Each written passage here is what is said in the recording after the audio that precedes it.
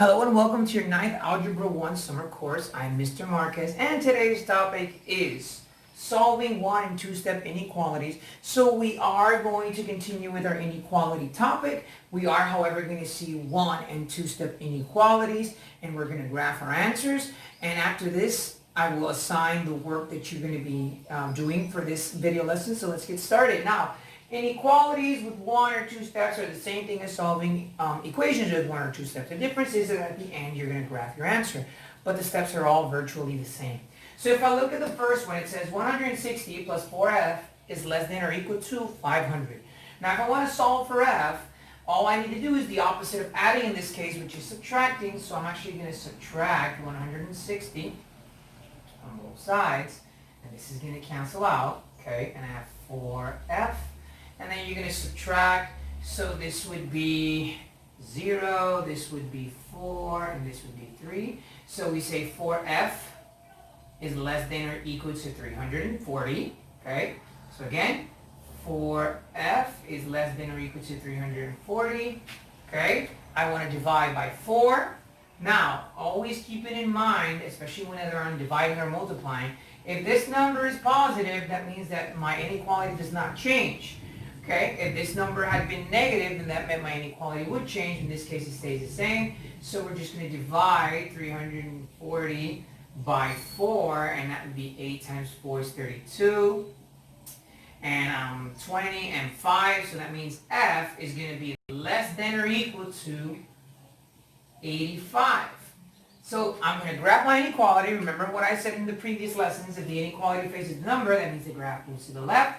So we'll start at 85, and since it's less than or equal to, that means that the point is shaded and our ray would just move to the left.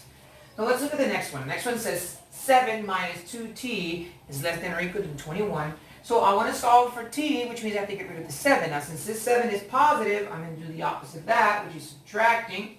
So I'm going to subtract 7 on both sides. This is going to cancel out. I bring down the minus sign of the 2t. And that will be minus 2t is less than or equal to 21 minus 7 is 14.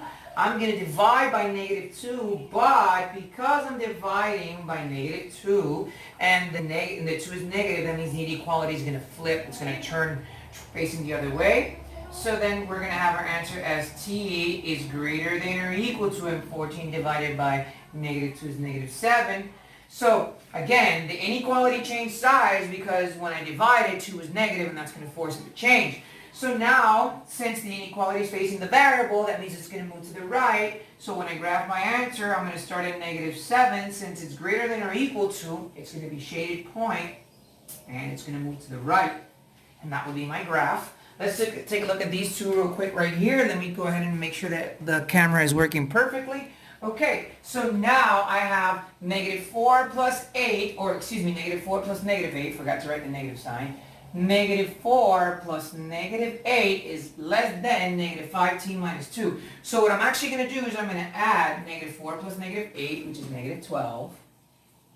I bring down the inequality sign, and I have negative 5t minus 2. Now why? Because these two are like terms, so I'm going to work with those first. Negative 4 plus negative 8, negative 12.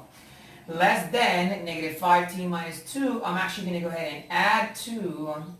So that way, this side cancels. Negative 12 plus 2 is negative 10. Bring down the inequality sign and negative 5t.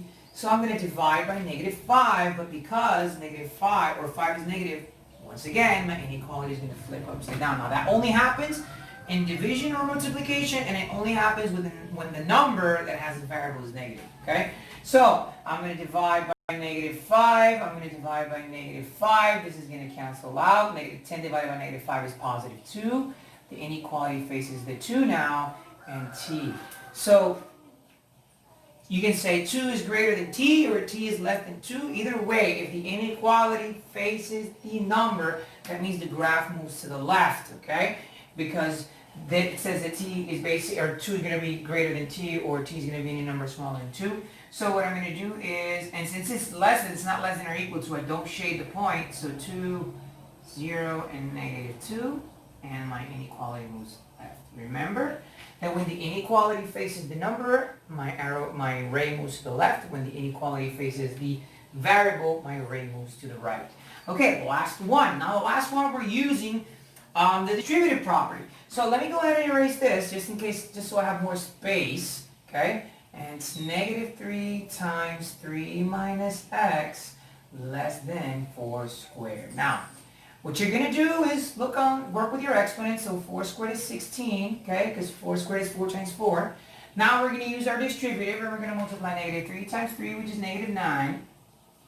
And negative 3 minus x, which is plus 3x. And now what I'm actually going to do is I'm going to add 9. And I'm going to add 9. Okay, now I'm going to get a fraction here. So I bring down to 3x. And 16 plus 9 is 25. So 3x is less than 25.